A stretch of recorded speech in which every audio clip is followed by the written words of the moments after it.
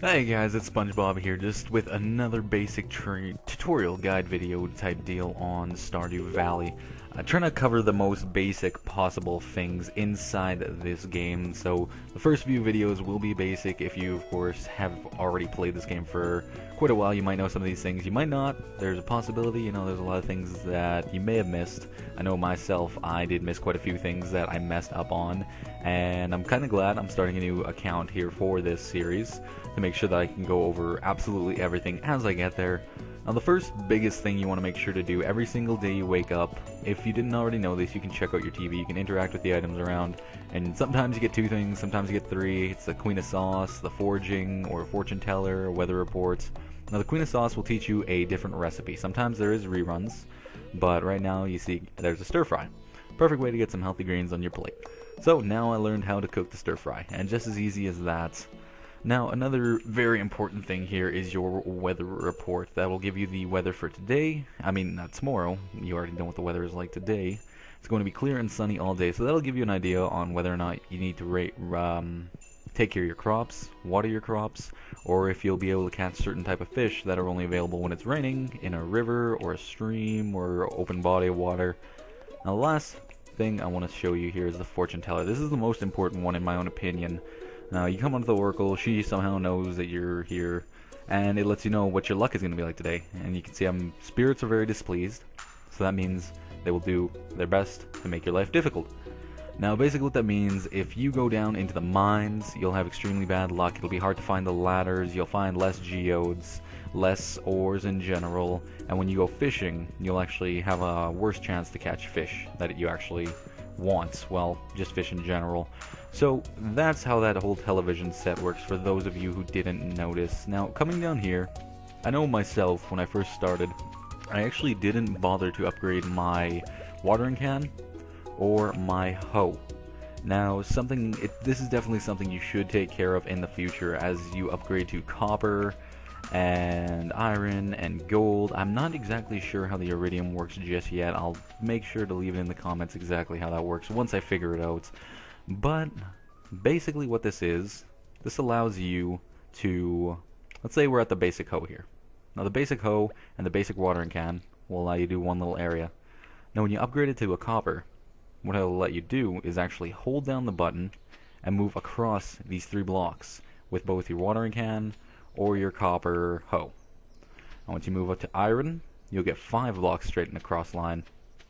And once you're finally up to gold, you can do a 3x3 patch with your watering can and your hoe. So that's definitely something you gotta look forward to. Of course, the watering can might not be significant if you can get sprinklers. I'll go ahead and show you exactly how important sprinklers can be. Now, early on, it's definitely not a good idea to try and waste your money or your iron or anything on the regular sprinklers. I'll show you how the regular sprinklers work. So you have an area like this. The regular sprinkler is going to go right here. Now, it's going to water an area right here, here, as well as here. Now, that's not very much. To make an efficient system out of that, you'd have to have a sprinkler right here. You'd have to have a sprinkler let's get out our hoe, right here.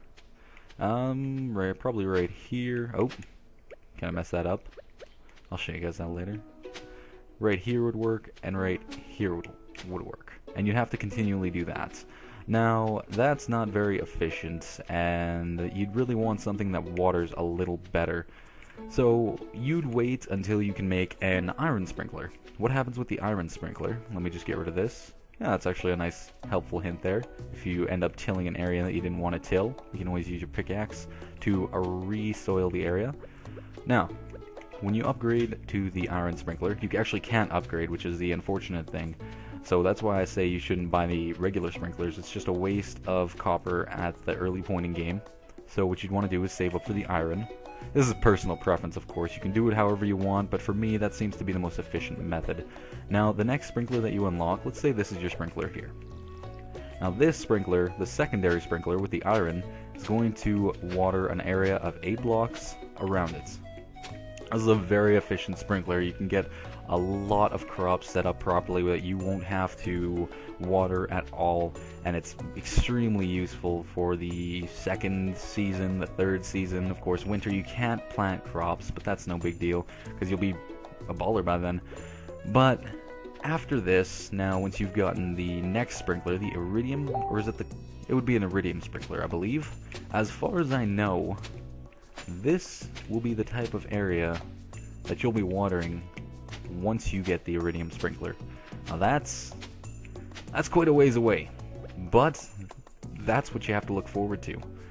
Now, of course, you won't be there just yet, so it's best to just settle for your gold sprinkler at the moment, or your secondary sprinkler, I guess I should say. Let's say secondary, primary, and third, because I don't know what that last word is. Anyways, so, like I said, you definitely need to focus a lot on your sprinklers, maybe halfway through the season, I would say. Halfway through the first season, you should hopefully be down in the mines and doing what you need to be doing.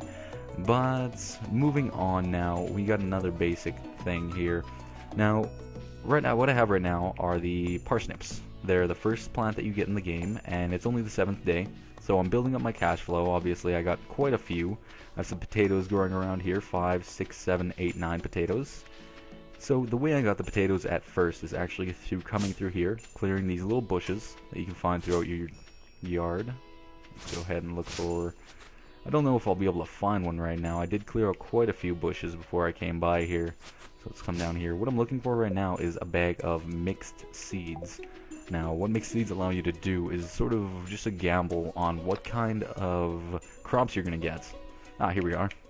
So I'm going to go ahead and store some of this stuff. I'll probably grab it out and throw some of it away eventually. So, you got your mixed seeds. Now, these aren't going to give you an exact idea of what you are going to get. They're going to be random. Haven't found any way to tell what they're going to be. So, I'm pretty sure this one's going to be a potato. This one's a potato. But that's all irrelevant right now. Now, the good thing about seeds is that they help you to diversify your crops. You don't want to be planting parsnips all season, and you definitely want to have quite a few chests when you're going through your first season.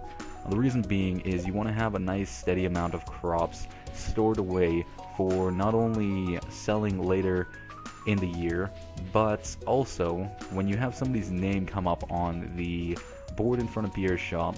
Sometimes they ask for random assorted items, random crops, and it is always nice to have those on hand. So you should definitely look into that as soon as possible. Now, one more tip before we move on to the next part. When you're cutting down these trees, I'm sure you may have already noticed this, but these trees all drop, just wait for it. There we go. They drop sap. Now this sap can be used, you should get it after your first level. Now, the sap will be used to create basic fertilizer. Now this is really useful when you're growing your crops. It could mean the difference between a crop full of regular crops or a crop full of gold star, silver star crops, which vastly increases the profit you make on the items. So you definitely want to look into getting the fertilizer done as soon as possible. Now I'll give you a quick demonstration here. You take the fertilizer first before you've planted any seeds at all. Make sure you do it before you put down the seeds. That's very important. You'll place your fertilizer there, and now on top of that, you'll place your seed. And it's as easy as that. You still have to water it. There are many other things you can get. There is eventually speed grow, soil, retaining soil, which will allow you to not have to water the soil occasionally the next day.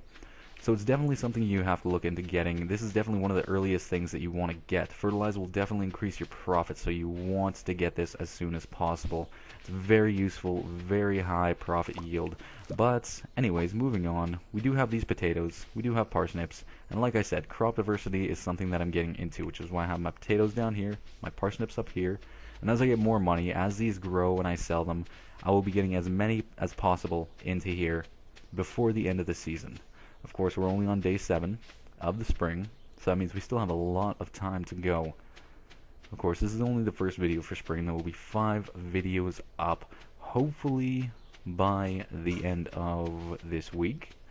But for now, I believe that is enough for the most basic portion of this video. But actually, I did forget one thing.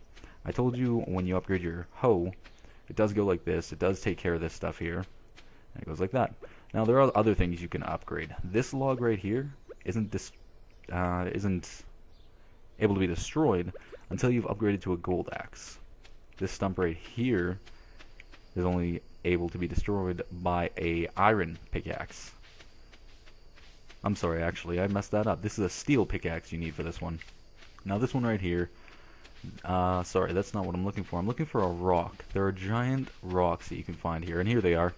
Now you'd think this is the only rock that you'd be able to destroy with the copper pickaxe. That's not the case. You need the steel pickaxe, so you'll have to upgrade twice, which is a total of 15,000 gold. So you will have to wait quite a while before you can clear out your house entirely. I would recommend not overexerting yourself. You will waste energy unless you have enough food to sustain yourself. It's best to just keep it back as far as you can. You can see these are coming close. You definitely don't want to get rid of all of these tall pieces of grass here, because they will come in handy in the winter time, but we'll talk about that when we get there. For now, I believe that should be good enough. Yeah, that's a pretty decent video, I'd say, for today. Thank you for watching. I really appreciate it, guys. You have a good one.